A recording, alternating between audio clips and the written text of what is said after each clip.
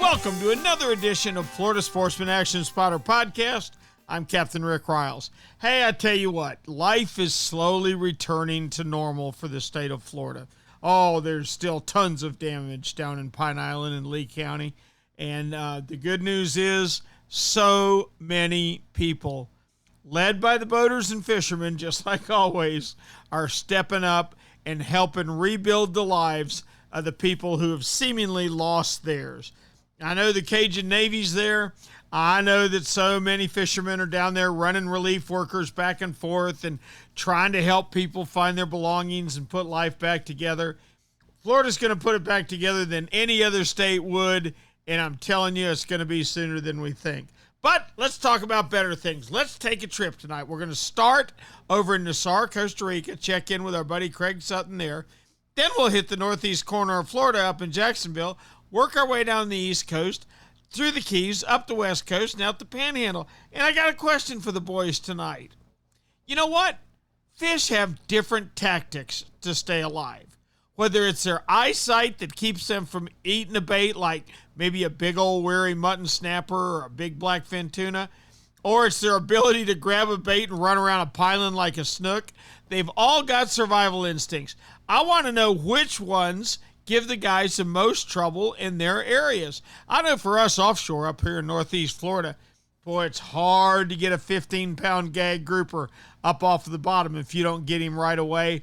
And it's hard to get an 18 to 20-pound mutton snapper to take your bait. So each fish has got their own fighting ability. I want to hear who gives what the most trouble.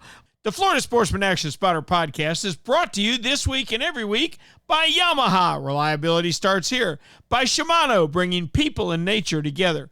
By Tournament Master Chum. Oh, it's the best chum on earth, all right. By Nosara Paradise Rentals, your dream vacation. By D.O.A. Lures, the unfair advantage.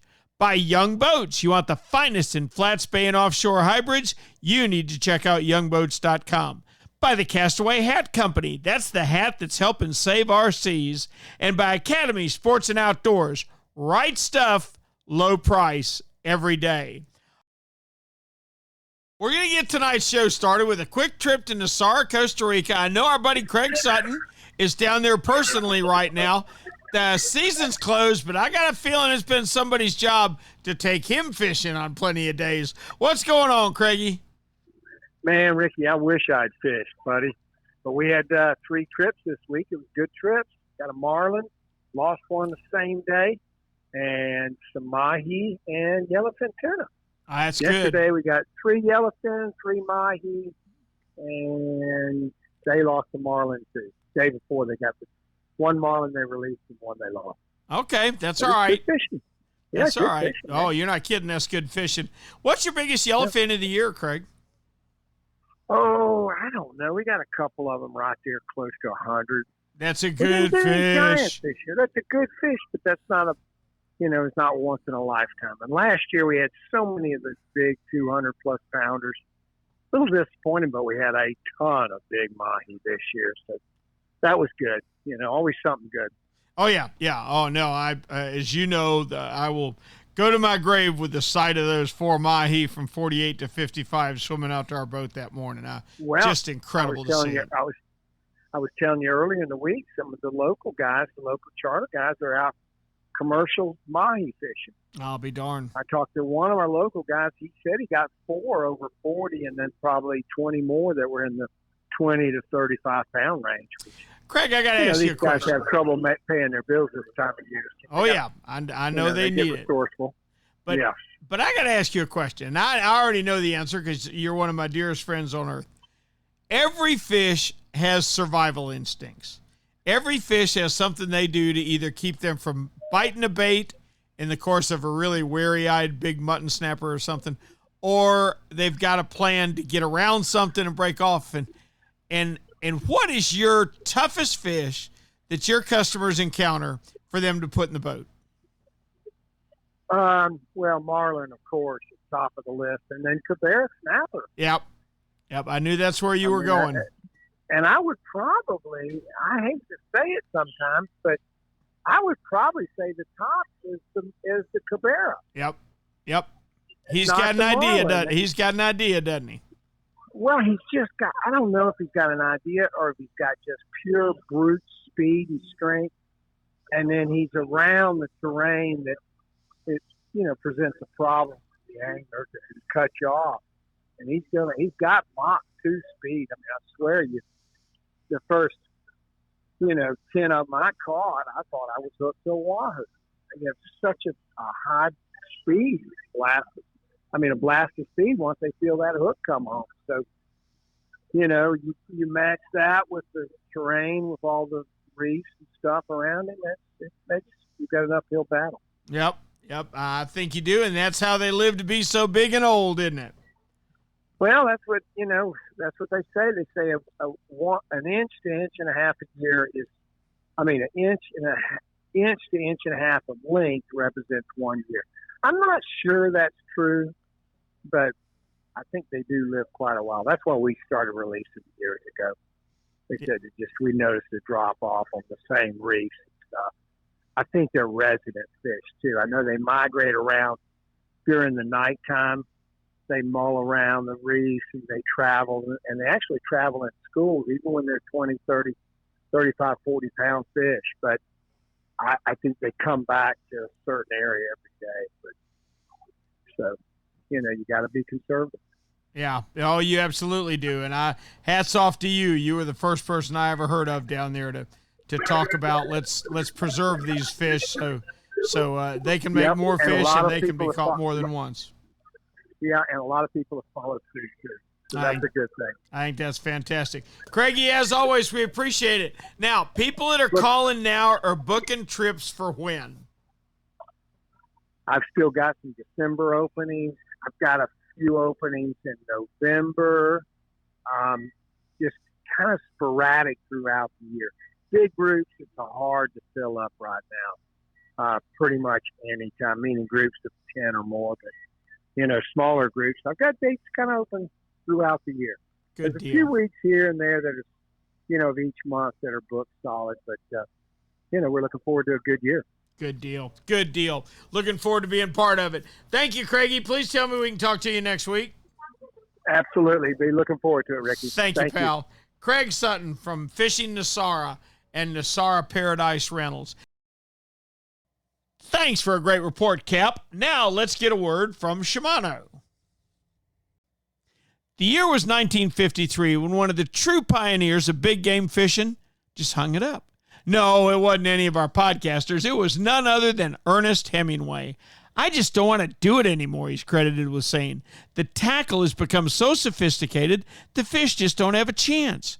Can you imagine walking him through the aisles of Strike Zone Fishing and showing him the latest and greatest from Shimano? Can you imagine handing him a Saragusa spinner that weighs less than his bait did and could put more torque on a rampaging tuna than the giant old reels of his day? Now, Ernest, I'm afraid you left us way too early. The fights with great fish still go on today, and sometimes we still get beat. But if I were a sea monster of your day, I think I'd still rather do battle with you than face the tools that Shimano has stocked in Strike Zone Fishing 68 years later. Now, let's hit Northeast Florida and check in with David Voorhees. David, how are you? Hey, Captain Ricky. I'm doing good, buddy. It almost feels to me like in Florida, life's kind of maybe sort of returning to normal just a little bit, and maybe the hurricane season's over, you think? I sure hope so. I tell you what, this little cold snap we have coming this week's going to be interesting. I can't wait to see how it affects our fish. But, we have seen an increase in the trout bite this week. The trout have been biting a little bit better. The reds, still a lot of small reds. And, my clients today were commenting on, how many small reds we catch compared to, the slot fish. And it's just, and they were saying, God, it's probably, how many years is this going to take for these fish to grow up? I said, well, in 2 years, these will be, 25, 26-inch fish. It doesn't take long, so, they're thinking, wow, in 2 more years, it ought to be great. But there are just an overabundance of little small rat reds just everywhere. And all the captains are saying the same thing. You'll catch 20 rats to one keeper. And, and what you're charter's not taken into consideration, but you and I know from a lifetime of doing this, Mm-hmm. a lot of those fish are never going to become 25 inches because they're going to go into somebody's cooler at 18, 19, 20, 21, 22, 23, and 24. Yeah, but now with the limit down to 1 here, let's see. I think I'm pleased with that. Flounder season is closed officially. We did have about 5 or 6 today, all that we had to release. But out of the 5 and 6 that we did catch, we probably only 2 of them were keepers. So we're seeing a lot of short flounder also, which that gives me some positive hope. I like that. I am concerned about the giggers, the commercial giggers, and what they're harvesting in this area. I don't know what it's like in the rest of the state, but I know in Northeast Florida, and I talked to some of the fish purveyors who buy these fish, who buy those flounders, and they see what these guys are bringing in. And you really don't want to know. It's pretty disappointing. I wish FWC was taking a better look at that. What was coming in over the, coming out of the water on a commercial value, and maybe take another look at that. I don't know, but anyway, I'm sort of worried about that. But red fishing's good. Trout fishing's picked up a little. Still some small fish, but a better bite compared to what we've seen. And you won't be able to keep a flounder for a while. You can catch all you want, but you cannot keep them. But the bull reds are here. They're in, and there are just buku bull reds in the St. Johns River. Oh, good. And, are they near the Mayport area of St. Johns, or further up near Dames Point, or where are they? Dames Point is holding a good number. A lot of the guys are just going up there. And, I can remember days where guys would tell me, oh, they caught 3 or 4. That was a good day. These past few days, I'm hearing guys catching 11, 12, 13 bull reds. Good. One guy went out one day by himself. He posted a report saying, he put 3 rods out and had all 4 of them go down. He was like, oh my God, what do I do here? And was able to land all 4 of them. So he decided, well, I'm only going to put 3 out. So he puts 3 out, and guess what? All 3 of them go down. Boom. How about that? That's excellent. So so he was like, this is crazy, but that's a good sign. There's some good signs. There's some rays of hope here. I don't want to sound discouraging. I know I'm down on the trout situation. It just hasn't been good. Maybe things will start to pick up. Who knows? We'll see. I think the redfish are in good condition.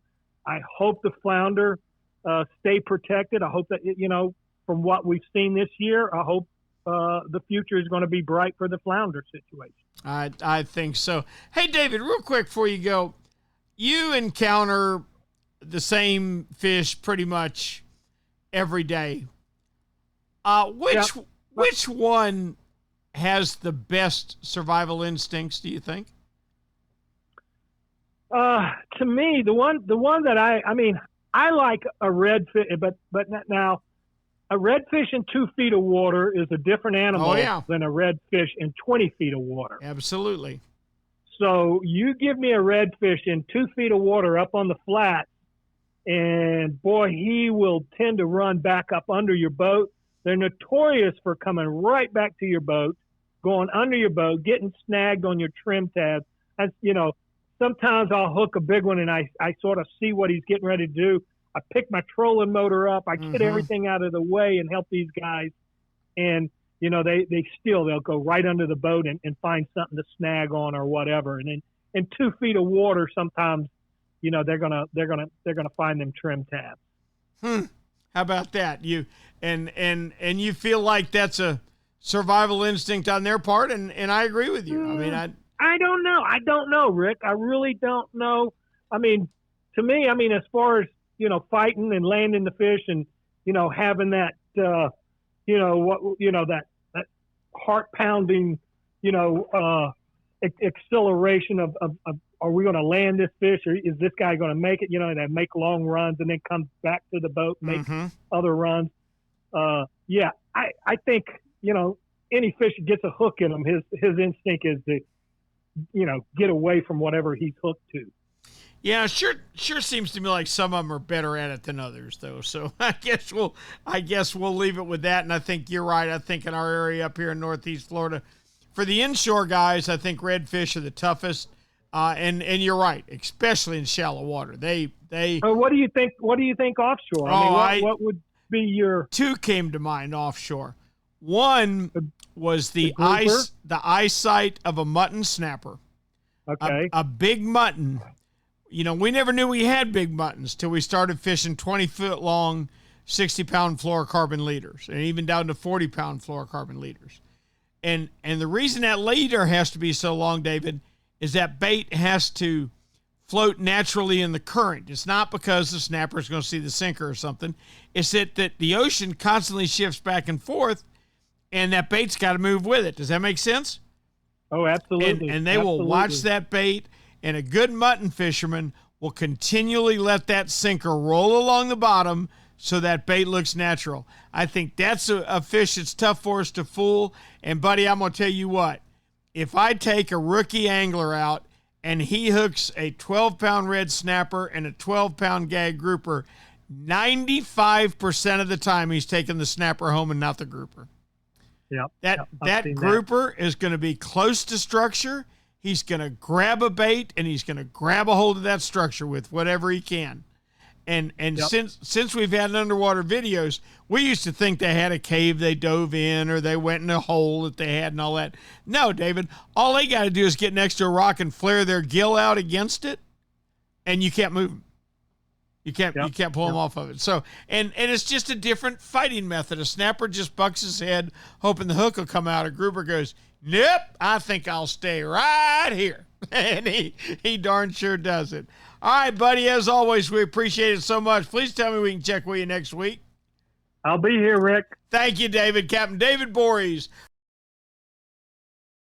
Now let's head down to East Central Florida, check in with Captain Jimmy Ross. Jim, how are you? I'm doing good, Rick. Me too, buddy. What's going on in Central Florida? Well, more flooding. Wow. The Cocoa area is still under a flood advisory. My wife's horse pasture is still completely underwater. It is starting to recede the last couple of days, though a little bit. So we are starting to see at least a little bit of a drop, but still lots and lots of water here. And unfortunately, a lot of that water is going into the lagoon, still going into the lagoon system. I shouldn't say going. It's still going in. The water of the Indian, Banana, and Mosquito lagoons is looking pretty doggone cruddy right now, to be honest with you. And the fishing has fallen off because of it as well. It's pushed a lot of the bait fish out of the lagoon system. So all of those mullet that were running down the beaches and down the lagoon in our part of the coast have fled because of all of this freshwater influx. And it has pushed the salt content down to the point where a lot of the sea trout and things have left too.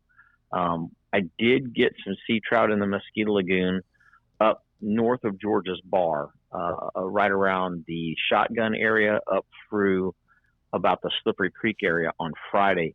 But other than that, we have really not gotten much in the way of sea trout at all. We do have some baby tarpon and snook still around, but even they have started to slow down quite a bit. So I had 3 trips this week inside. All of them were fairly lackluster. Did get some redfish and snook in the in the Hollover Canal on live shrimp on Tuesday afternoon's trip. But other than that, no real bright spots to speak of. So guys and gals are going to have to get out there. They're going to have to find areas where there is some bait. The bait is probably going to be where the salt is a little higher, and they'll probably find more fish in those areas. That seems to be the pattern so far this week. The other thing, there is a bright spot though. Haven't had much in the way of offshore to talk about at all, but there is a bright spot along the beaches in that the fish that are holding around the inlets waiting for the few mullet to come down the beach still seem to be pretty solid. Ponce Inlet had a good redfish bite most of the week and some snook. Port Canaveral, same thing, redfish and snook. And they're all sizes. They're anywhere from 20, 22-inch fish all the way up to 40-inch fish. So there's a good range Those are good in size. fish. Yeah, on the redfish, and then the snook have been anywhere from about 25 inches to about 35 inches for the most part in those two places. And then down at Sebastian Inlet, that seems to be more of a night bite for some reason this week. They were getting a few fish in the daytime on croakers and maharas, but the guys that are fishing at night on the incoming tides are actually doing pretty good down there on flare hawks, lip diving plugs, and things of that nature. Mm-hmm. I got you. Well, things will slowly return to normal. The thing that concerns me probably the most, and I know it does you, Jim, is all that water that's washing in has all that fertilizer and all that pesticide and all those chemicals washing right into the lagoon, doesn't it? And in some cases, the way that our county has tried to set up the stormwater mitigation is to send that stormwater into holding ponds, and then let the holding ponds try to settle out some of the sediment, and then go into the stormwater drains that then come into the lagoons. And when you have a regular rain event, that tactic seems like it is working. It is helping our lagoon. When you have an extraordinary event like we just had, it is. It seems to me like it's even more detrimental because, and it may just be my perception. I don't know, but what I'm seeing flowing into the lagoon system now is all this gooey-looking algae that would be normally in those retention pond areas, those settlement areas, all of that stuff. There's so much flowing out that it's dragging all of that stuff with it now. And we're seeing all kinds of vegetation that we would not normally see going into the lagoon. So it remains to be seen, but hopefully it's not going to do too much damage, because we have had much better water quality overall this year than what we've had in the past 10. Well, here's hoping we return to that trend. Jimmy, before you go, maybe you can clarify something for me. You mentioned your wife Robin's horses, right? Yes. Okay. Steve Sapanik, a very good friend of mine, was talking to me one day. He started laughing at me, and he said, "Really? Offshore fishing's expensive? You don't know anything about horses, do you? Do you have any idea what he was saying?" I know exactly what he was saying. Gotcha, Cap. I can empathize and sympathize with that, because if you think a boat is expensive, you get a couple of pasture ornaments, and let me tell you about spending some money. I got you, Cap. I appreciate it so much. Please tell me we can check with you next week. I look forward to it, Rick. Thank you, Jimmy. Captain Jim Ross. Thanks for a great report. Now, before we move along, let's get a word from D.O.A. Hey, it's finally fall, and how many of us have been waiting for the magic of the mullet run to start? There are literally miles of mullet moving along just about every area of Florida coastline. What you need to cash in on the tarpon, snook, reds, trout, sharks, etc. that are feeding on the poor fingerlings is the perfect mullet imitation. Well, for my money, you can skip all the high-dollar made-in-China mullet imitators. For me and all the podcasters I've talked with, the perfect mullet imitation is made right here in Stuart, Florida, and it's the D.O.A. Bait Buster. Mark Nichols, the owner and manufacturer of D.O.A., spent years designing different bait busters to swim shallow, medium, or deep. What makes the bait buster so special? I'll tell you what I think. I think it's the tail. If your bait buster is moving, the tail is flapping. No predator can stand that tail flapping in his face. The D.O.A. Bait Buster. It's the perfect mullet run bait. Our thanks to Jim Ross for our great East Central report. Now let's hit Stuart, Florida, my favorite little fishing village, and check in with Captain John Earhart. John, how are you? Good. Glad to be here, Rick. Good. Mighty glad to have you, son. Tell me about what's going on. How has your fishing been since the weather settled down a little? We've had some pretty good offshore fishing. It's been like a mixed bag of mahi, a few wahoos, an occasional sailfish, and then, of course, the vermilion snappers have been biting really well with some muttons mixed in and a few nice mangroves. You know, we're trolling, 90 to 160 feet. Sometimes we'll go out 180, 300 foot for the wahoo, just get out a little bit deeper, find a nice edge or a rip, and that's typically where you're going to get them. If you're trolling and not getting a lot of action, don't be afraid to put a planer out, and troll a larger ballyhoo on a planer in that deeper water, and you're going to be more likely to catch a wahoo out there. You will get some big kingfish mixed in too, and every once in a while I catch my biggest mahi on a planer. So when nothing's hitting right on the surface, don't be afraid to put a planer out this time of year. A lot of times it'll pay off big. That's a great tip. Hey, John, let me ask you a question. It seems to me like you guys have had an extraordinarily good year on big vermilion snapper. Is that true?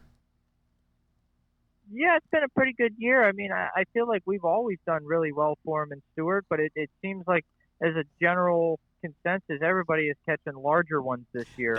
I'm seeing fish on various posts and all 21, 22 inches. That's a big doggone vermilion. Yeah, and anything over 18 inches is a pretty big vermilion snapper, and you get a lot of meat off them. So they're great fish to catch. They're easy to catch, and they're quite tasty. So I mean, I love adding them to the fish box when I can get them. Speaking of being easy to catch, all right, every fish has their own survival type instincts, and down in Stewart, the fishing I've done down there seems to me like your doggone snook don't hit a lure until they have a plan to where they can take it to break it off. Am I imagining that, or are they awfully tough to get down there? I think we're just fishing educated fish, and to point out on that, those fish love structure. Fishing around dock pilings is like the number one place to catch them.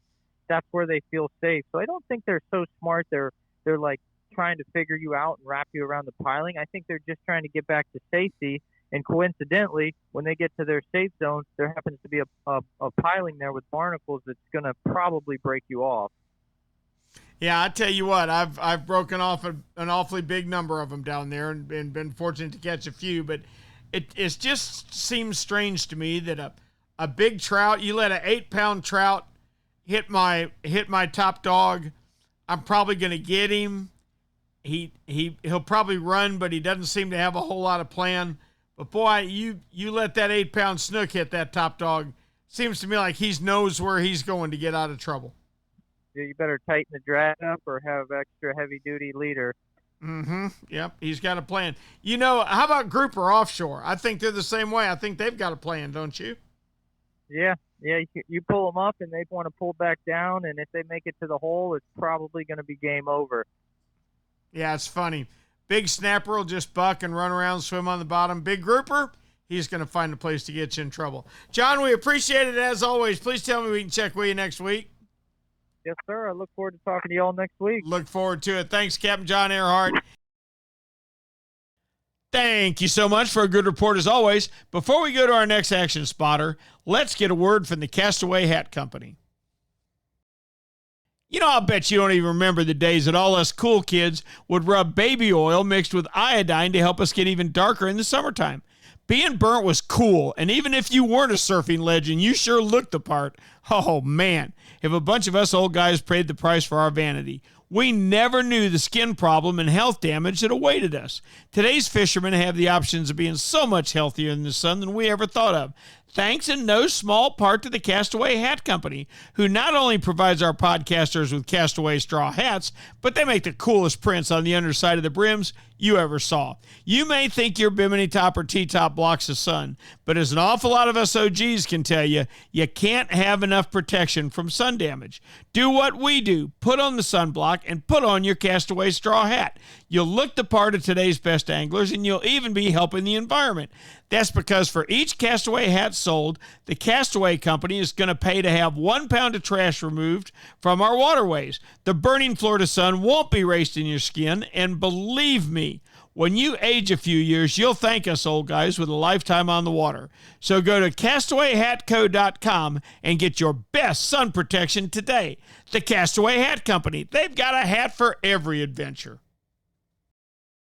Our thanks to John Earhart for a great report. Now let's check in with Ray Rozier and see what's going on in what was largely regarded as the world's sport fishing center many years ago, Miami, Florida. Ray, how are you? I'm good. How are you, Rick? I'm doing excellent, buddy. Tell me about your fishing. This week, the dolphin fishing was surprisingly good. Good deal. Kind of funny. A struggle in June and July and most of August, and the last half of September and October has been better than it was earlier in the summer. So nice nice sized schoolies, very few short fish, up to about 15 pounds. It's kind of what we saw this week. And some yellowtails on the reefs and the wrecks. And the kingfish action was another kind of surprising highlight. We've had a couple trips where we limited on kings, and several trips where we caught what we needed for them. So decent fishing. A few sailfish starting to show up too. We've had some northeast wind and decent kite conditions. So that's it's been good, not great, but I'll take good anyway. Ray, we don't know everything that we think we know. We think we know so much. A buddy of mine's fishing in an SKA tournament up in Wilmington, North Carolina. And day before yesterday, he threw a 48.9 on the dock. All right? Holy cow. Okay, what place do you think he's in? Second or third? 21st. Holy Moses. There was a 66, a 63, and 12. That's right, Cap. I said 12 over 50. Wow. I've never heard of that on the East Coast before. Yeah, well, that's a good sign. That's just nuts, isn't it? Yeah, I'll take it. I mean, I tell you, Ray, we were pondering a question earlier. I want your thoughts on it. Every fish has their own survival skills.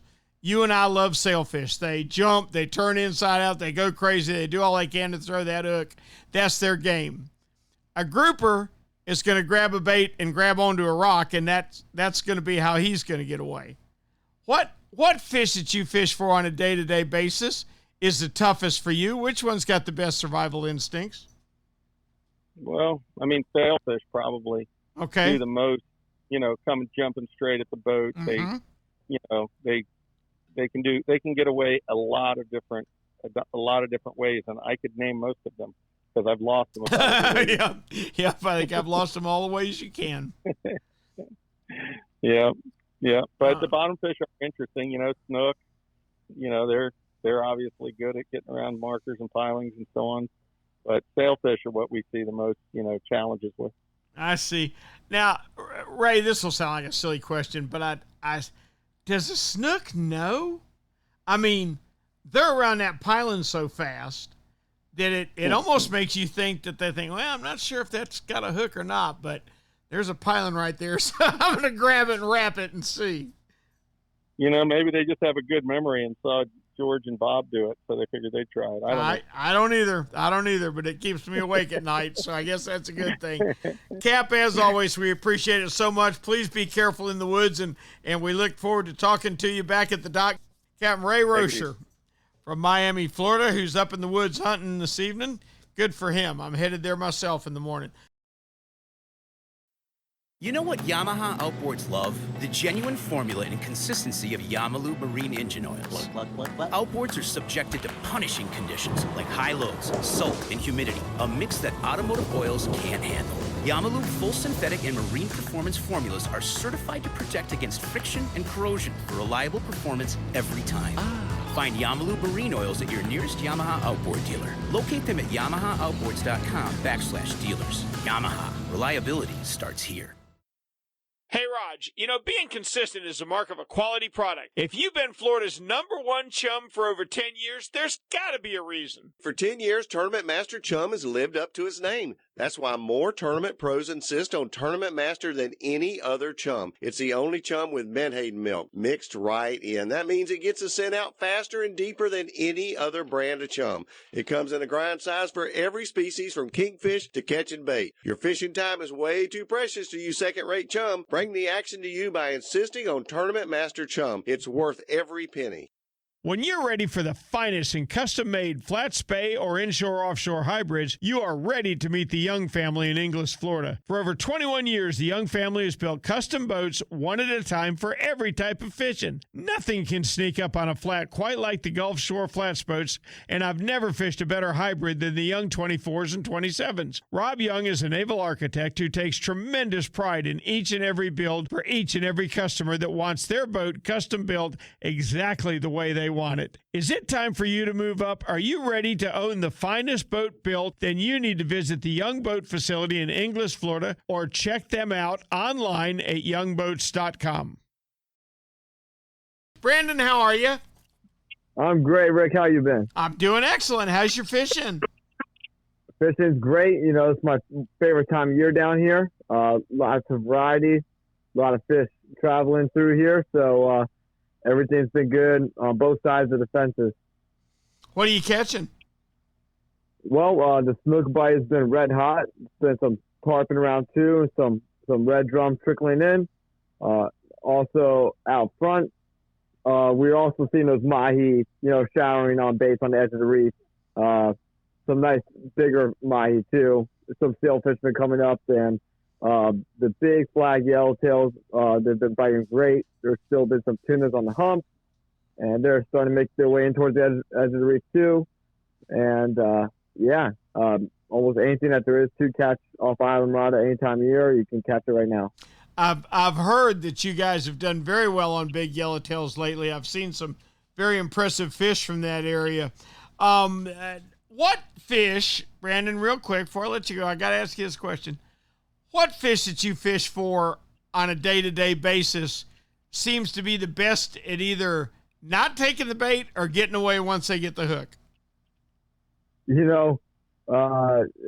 going to sound silly, but mangrove snappers. Oh yeah, that eyesight, they're hard to fool sometimes, aren't they? Those bigger quality mangrove snappers, that ones that have been around for 15, 20 years of their life, those are really smart fish. And I mean, you got to go really light, 15-pound fluoro, small hook, and those really big fish are sometimes hard to trick. And once you get one, then you're dealing with a very strong fish for its size on really light leader. And but on a day-to-day basis, of course, that's like our staple as far as easiest accessible fish. But of course, you can sit there and catch fairly legal ones, all day. But to get those really nice, big quality mangrove snappers, those are one of the trickiest fish to trick. I fully understand. I think that's an excellent answer, buddy. I sure do. But we never knew. It's kind of like muttons up here. Up here, muttons are about our toughest because we never knew about 20-foot long fluorocarbon leaders until, 8 or 10 years ago. So we didn't even know we had muttons. And then we started downgrading our tackle and started learning about the invention of fluorocarbon, and all of a sudden, we're catching muttons. They're smarter than the average bear. Brandon, we appreciate it as always, buddy. Please tell me we can check with you next week. Absolutely. You got it. Captain Brandon Storen. Thanks, Cap. We appreciate the report, but before we move along, let's get a word from Academy Sports and Outdoors. Academy Sports and Outdoors' mission is to provide fun for the whole family by carrying all the best gear from top brands including Columbia, Yeti, Costa, Penn, Shimano, and so many more at prices that you're going to love. Whether you're planning on spending the day at the beach, hosting the friends in the backyard, reeling in a big fish, or gearing up for the game, Academy has a wide assortment of sports and outdoor products that will guarantee you that you're going to have fun out there. Hey, Academy has just opened their new store in Panama City, and look out, Tampa, here they come. You're next on the list. It's a dynamic and fun shopping experience while also offering convenient options such as buy online, pick up in store, and free shipping on most online orders over $25. When shopping at Academy, customers are going to be able to take advantage of some great in-store services. How about they'll assemble your grill for you or your bike? How about scope mounting, bore sighting, line winding and spooling, propane exchanges? They've got the pros to get it done, and the ability to purchase hunting and fishing licenses. With Academy's best price guarantee, if you find a better advertised price anywhere, not only will Academy match it, but they'll beat it by 5%. Until the new store in Tampa opens, you can shop online at academy.com or through Academy's mobile app. You can sign up for email alerts, receive digital ads, offers, and exchange with Academy's social media accounts. Academy Sports and Outdoors. Right stuff, low price, every day. Our thanks to Brandon Storen. Now we got to move on to something a little more serious. They're not fishing much in Southwest Florida. They're busy trying to put their world back together, and I know one of the guys that's been hardest to work at all of them is Captain Steve Dahl. Steve, how you doing, buddy? I'm doing good, Rick. Thanks Good. for asking. Good. Tell me how things are going down there. Is it starting to look at all like home again? Yeah, I mean, it is. The hardest area is really hit for us. We're a little bit north of the 10,000 Islands, Fort Myers Beach, Sanibel Island, and Pine Island and Matlacha. Those barrier islands out there really took the brunt of it. So it's been pretty humbling. I mean, those are some of them, both from a personal standpoint and fishing standpoint. Some of those are some of the more legendary places in our area. A lot of history in those areas. Thomas Edison, Henry Ford used to come to these places, a lot of these resorts way back when. And it's just, it's neat to see. We're providing ground or water transport for linemen and some select contractors and first responders. And we've kind of been at ground zero via water this whole past week, and kind of got to see DeSantis, letting all the line workers or the linemen cross the bridge. They got that temporary fix, so Sanibel Causeway was opened up to that. Our area looks like a shipping port, with barge after barge after barge of heavy equipment, and it's not the quite quaint Southwest Florida that we're used to, but to answer your question, is there progress? A ton. I mean, it's there's a huge Herculean effort to be get this right, and it's a challenge. These are barrier islands that generally only have one way in, one way out, and if something gets compromised with that, we're now in maritime transportation. So that's kind of where we're fitting in. I will tell you, we've got a whole bunch of captains that are working for us, some fishing guides who have lost boats. And in the spirit of that, there's a little bit of downtime and running. And sometimes they have to run a group up to a certain part of Sanibel Island, and they have to sit and wait for a little bit. And albeit, give a fisherman a little bit of time on his hands in a boat, and he's going to find a way to fish. And, we're making, a little lemonade out of lemons here, and just trying to keep our sanity. So, there's been some snook texts amongst our group, and we actually had a really nice redfish caught off the beach somehow. And, so it's been pretty good, but I'm hearing some good things out on the water from some guys that are starting to explore. The only thing I would tell people is be extremely careful. Oh God, yes. Just because our area has just been riddled with that storm surge, and we have unprecedented things in the waters. You don't want to run into a house while you're running. Yeah, no, there's no joke. I mean, we have photos of homes actually in the bays that have been dislodged from their foundations. Tons of cars. So I mean, it's not a really good time. I know human nature says you want to go see what happened, but heed some serious caution with your boats, because until they really formally start marking stuff, a lot of channels have changed, and it's going to take a while for all of that to get remarked and new buoys and things of that avail. So just heed some caution if you go out. Sure. Real quickly, what's the power status? Do most houses have powers now? Sanibel is still pretty much everything in Naples does. Sanibel Island has no power. That is the biggest. Their grid was compromised entirely, so that all needs to be rebuilt. So there really isn't at this time, from what we've been told, a timeline for that. So it's a shame. It's that island really took a pounding. So that's seems to be the worst. Well, is Sanibel deserted now? It pretty much is. Okay. There's some talk about letting, now that the temporary fix to Sanibel Causeway has been done, to allow the commercial vehicles on to get things rolling. Obviously, residents are concerned, want to get on the island and see their homes, and they're saying that potentially it could happen somewhere in the next 7 to 10 days. As of yesterday, I'm not an engineer, I'm not a logistics guy, but I find that really hard to believe, given the safety of the island at this point. I've been on the island quite a few times, and it's in dire, shape, so it's, I can't see how that's makes sense for, a lot of people are taking smaller boats out to the island, beaching them and going to their properties and, just getting some valuables and things like that. And just, but they're encouraging people not to be on the island. So, wow. We'll see. All right. So it's something else.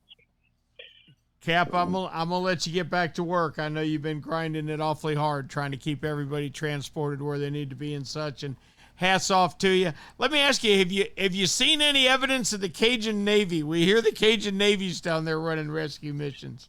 You know what? I haven't seen them. I'd love to. We got a pretty big operation running out of Port Sanibel Marina. That's where we kind of moved all of our boats to, and we haven't seen them. That seems to be.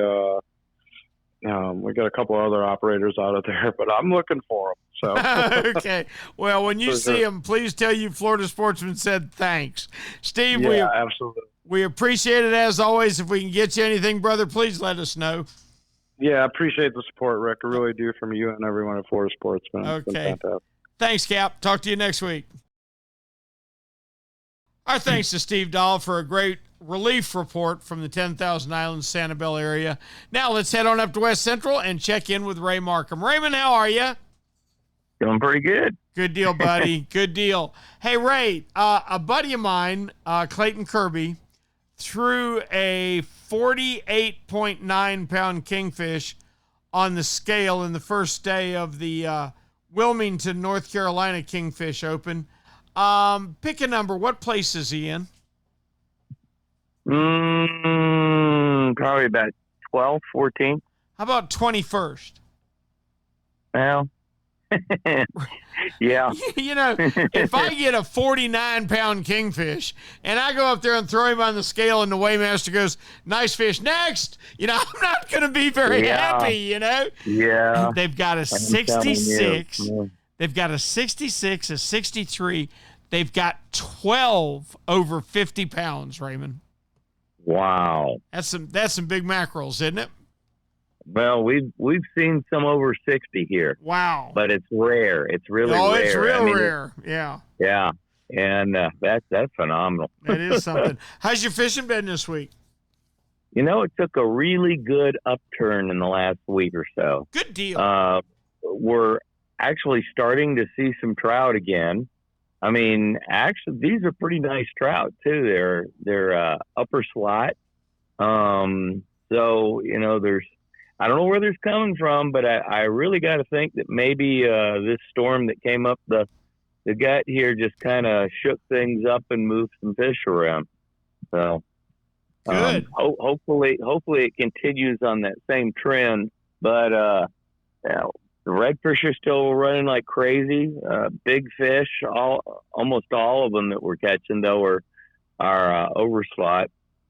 Not a bad problem. I have to clean a fish. Yeah. But and importantly, they're our most important breeders too, so that's extra good. Oh yes, absolutely. As long as we don't get too many guys that are out there just wanting to wear them out, because that gets kind of testy. You see guys that are fishing maybe a corporate charter and have a dozen boats or so all corralling a school of fish and chucking bait in the middle of them, and they'll sit there and catch one fish after another, and it'll be 100 fish a boat or more. Yeah, but we're learning, Ray. We're learning. We're getting better. I think about that every day. At least I want to think so. I want to hope so. Anyway, how about snook? Are you guys seeing any snook? Oh my gosh! Good. Yeah, we're seeing a lot of snook, big snook. Right, your snook fishing gets better all the time as long as we stay warm, doesn't it? I like a little cool weather for snook fishing. I think the 70-degree temperature somewhere around between 70 and about 76, 78 is really, really good for snook fishing because these fish, I think it triggers something in their appetite that makes them want to eat. Mm-hmm. And because they feel like, okay, it may be slim pickings later on because it's getting cool. So they just start chewing and they pig out like there's no tomorrow. And these big fish that we're catching, they're pretty incredible. And we're finding them, majority of them sitting on points and around bars, just inside passes, and some of them actually have made it back into the back country, going up the creeks. So it kind of tells me there's like previews of coming attractions. You know, when the cold fronts are moving in, mm-hmm. the fish, the birds, the animals all know it more than we do, I think. Oh, sure they do. Unless you're, yeah, and they make their moves, and you try and stay on them because they are on the move. But it's a real good fishery right now for snook, and hopefully everybody pays attention to all the rules and the regulations and does what they're supposed to as far as releasing the fish that are either unwanted or out of slot or whatever, you know. Gotcha. So. Gotcha. All right, Raymond, you keep them straight down there. We appreciate it. Please tell me we can check with you next week. Yes, sir. Absolutely. All right, buddy. All right, thanks to Captain Ray Markham for a great West Central report. Now let's head up into the Big Bend and check in with the mayor of Homosassa, one William Toney. Is there any fresh venison in Homosassa, William Toney? There is. We got lots of trout right now. You know, you didn't understand the question. I said, wait. Is there any fresh venison in Homosassa, Florida? Oh, I thought you said fresh fish. Oh, well, I was trying to divert the question, but no, no, there's not yet. But I do have this coming Tuesday and Wednesday. We're looking at a pretty good cool down here on the Big Bend. So, you know, talking about fishing in the first fronts of the year, get ready for some low water. But you know what? The good thing about our early winter fronts or fall, whatever you want to call it, the water temperature is still up around 80. Now, we won't have the water, but it does concentrate the fish. So the trout bite, look for those deeper channels like Rock Island Channel, mouth of St. Martin's River, mouth of Mason Creek, mouth of Little Homosassa River. You get up there toward Coon Gap and Crystal River and all that area will concentrate those trout in that water.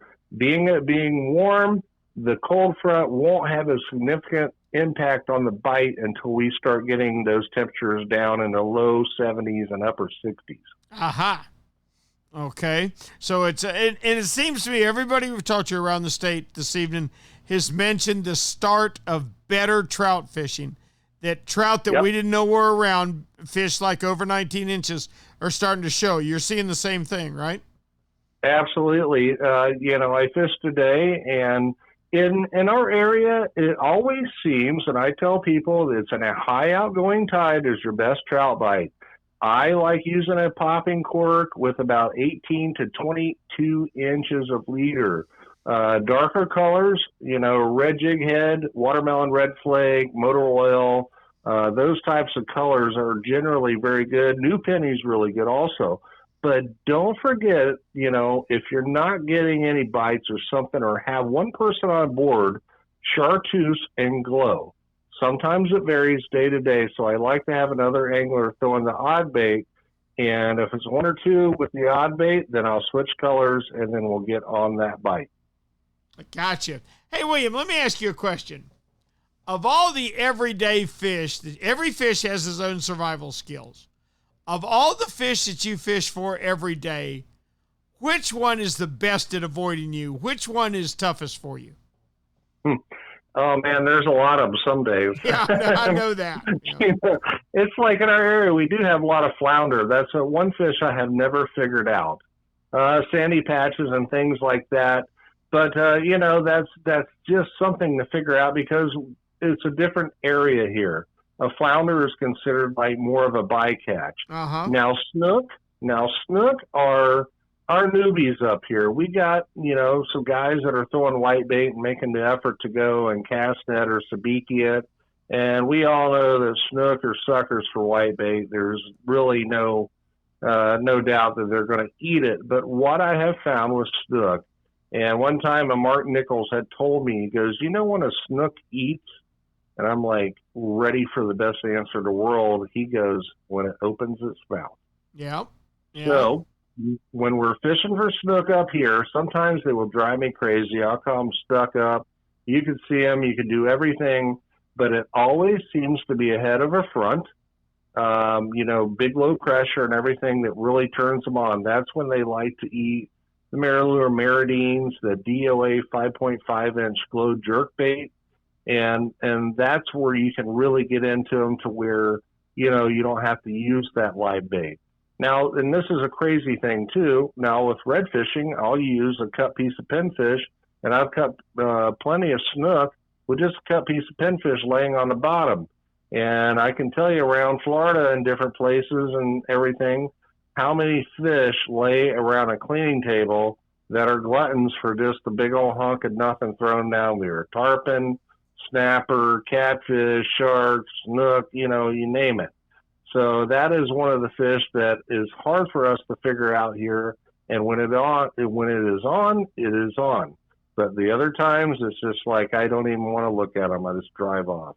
Those cleaning table fish, William, they all vote Democrat. You know what I'm saying? They like the handouts. Yes, that's kind of what I'm saying. Yeah. They like the handouts. They know where the food's at. As long as I hang out here, I'll be safe and sound. But you get the big fronts and things like that. And it drives different fish, different areas. And like redfish, they're kind of a more solid bite here. If I can see a redfish or a couple take off and see that direction and stop and dead bait them with live pinfish, sometimes side cast them with shrimp. But when it's on with a good incoming tide with plenty of mullet jump, and I tell you what, you can take a gold spoon and wear them out. So they're like one of the gluttons for punishment. Sea trout, you get some cold temperatures, they're going to turn their nose up at you unless you slow it down painfully slow. And to get them to bite, especially in our deeper rivers, even up towards Steenahatchee, they got a trout hole. And I have heard the old timers up there fishing that deep hole can catch limits of trout, but they are working it so painfully slow that I don't think a lot of our modern anglers right now have that in their system to work a lure that slow. We're really into casting, burning, and churning. So when you get into these cooler temperatures and everything, slow it down a little, let the fish find it, and then you'll find, and it's like I said, sometimes you have to fish slower than you normally want to do.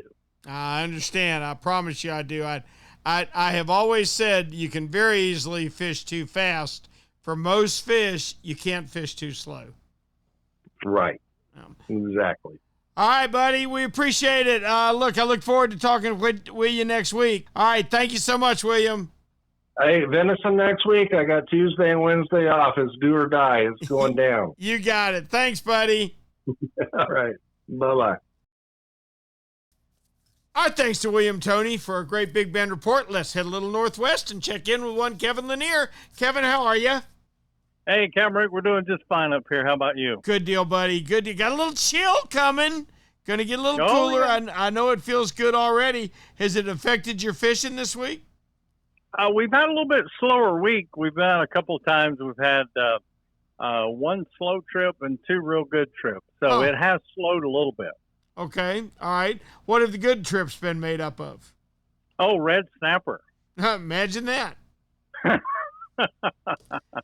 Yeah, we've had some guys get out and get some nice red snapper on the weekend days that it's open. Oh, you brats were open this last weekend, weren't you? Yeah, see, you were a little slow there to just catch that. Just kiss my whatever. Jeez. Yeah, some amberjack, Almaco jacks, mangrove snapper, beeliners, lots of fish around. But yesterday there was had been definitely a shift in the weather because, it definitely slowed yesterday for us. Kevin, what do you eat amberjack? Yeah, I do. I really like, especially fresh or I smoke it. All right, a fresh amberjack. Other than smoking it, what do you like doing with it? Oh, blackened Really? on the grill. Yeah. Really? Okay. Yep. Okay. When I was a young kid, we'd go down, we'd travel down to Panama City, and the restaurants down here had blackened amberjack. So I grew up eating it. Mm-hmm. Now, is it a preferred fish for you, or is it something that you keep if you don't have a good box?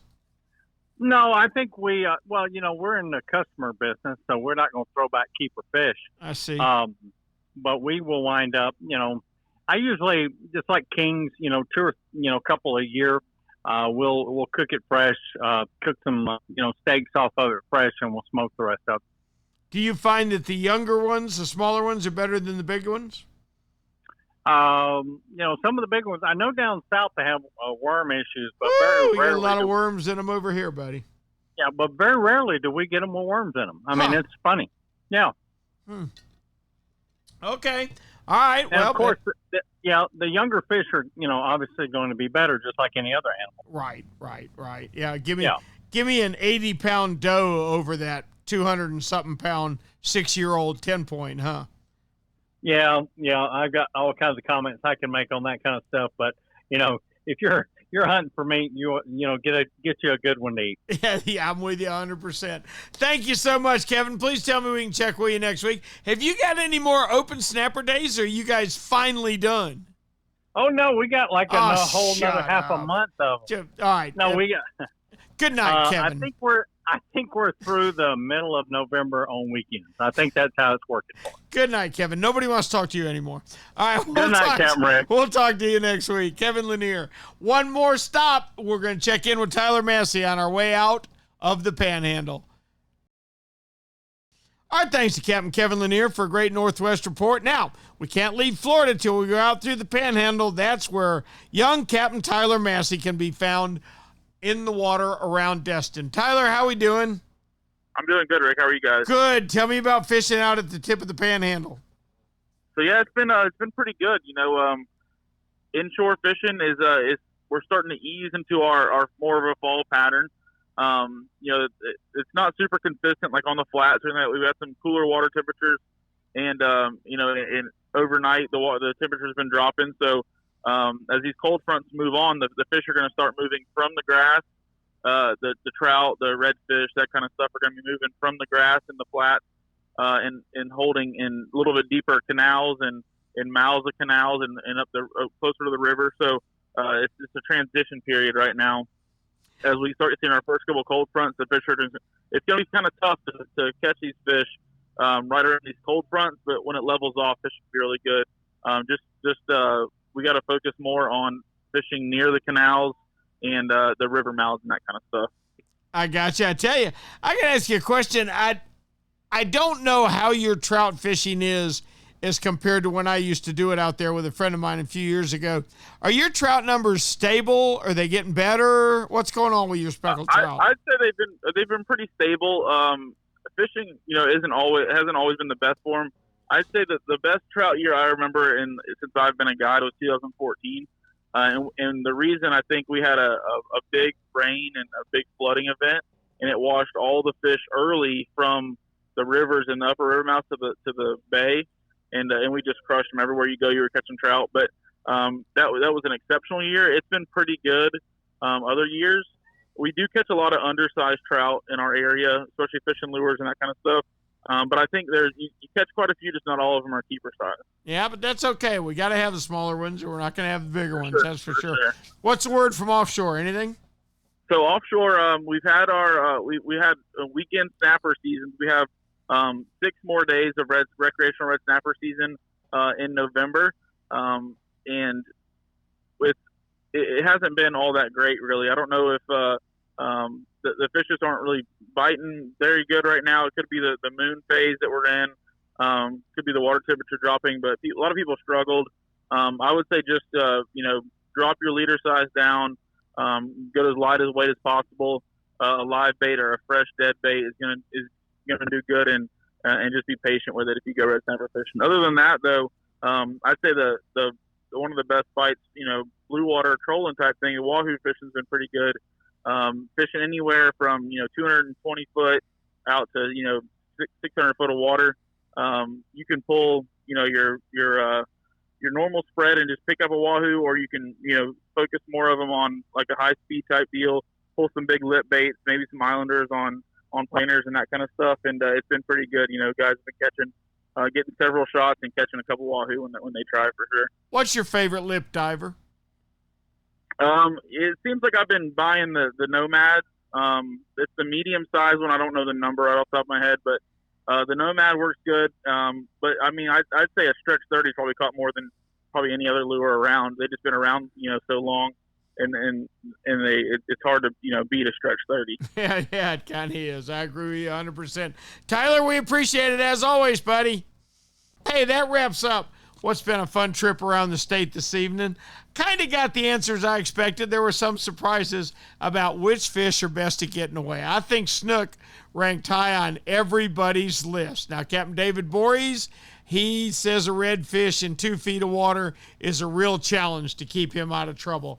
And I don't know that snook understand what they're doing, but man, I get wrapped up with them getting around a pylon or under a mangrove root more than any other fish around. One of the reasons I love sailfish, as Ray Rocher said, they have invented every way that there is, and then some, to throw a hook out of their mouth. So all fish have got their defense mechanism. That mutton snapper, he can see that bait or that hook. If it's not just right, he's not going to take it in. So it's fun to think about that stuff and to try and refine your tactics to make us all better fishermen. I know I've certainly enjoyed this evening, like I do every podcast. I hope you have too. Florida Sportsman Action Spotter is brought to you this week and every week by Yamaha. Reliability starts here. By Shimano, bringing people and nature together. By Tournament Master Chum. It's the best chum on earth, all right. By Nosara Paradise Rentals, your dream vacation. By D.O.A. Lures, the unfair advantage. By Young Boats, you want the finest in flats, bay, and offshore hybrids, you need to check out youngboats.com. By Castaway Hat Co, the hat that's helping save our seas. And by Academy Sports and Outdoors, right stuff, low price, every day. Next week, we're going to be back with another Florida Sportsman Action Spotter podcast. I know I'll be here. I'm Captain Rick Riles, and until then, I'll see you on the rip.